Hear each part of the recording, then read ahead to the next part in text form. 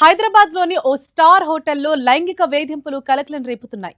The Manohar hotel chairman DV Manohar పై బేగంపేట్ పోలీసులు కేసు నమోదు చేశారు.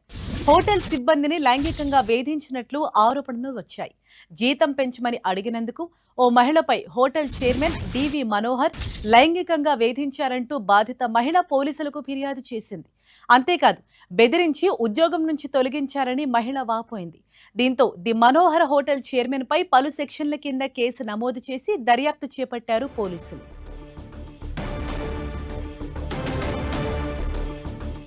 రైట్, దీనిపై మరింత సమాచారం మా ప్రతినిధి కిరణ్ మనకు అందిస్తారు. కిరణ్, అసలు ఏం జరిగింది? బాధిత మహిళ ఏమని ఫిర్యాదు చేసింది?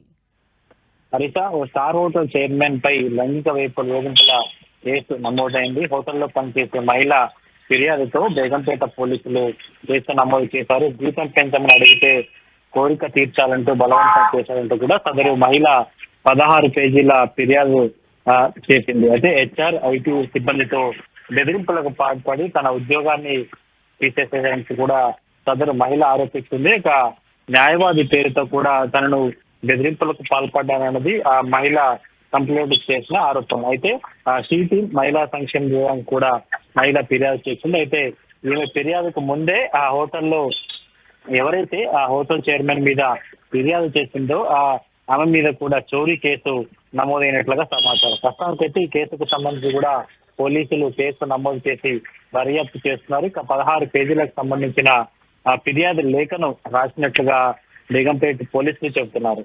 ఎస్ కిరణ్, ప్రస్తుతం చైర్మన్ మనోహర్ ఎక్కడున్నాడు? గతంలో కూడా అంటే ఇటువంటి కంప్లైంట్స్ ఏమైనా ఆయన పైన వచ్చాయా?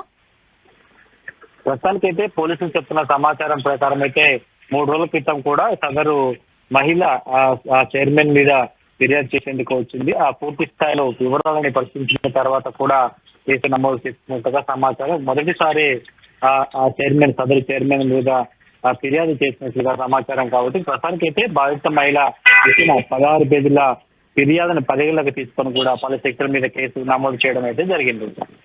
Right, thank you Kiran.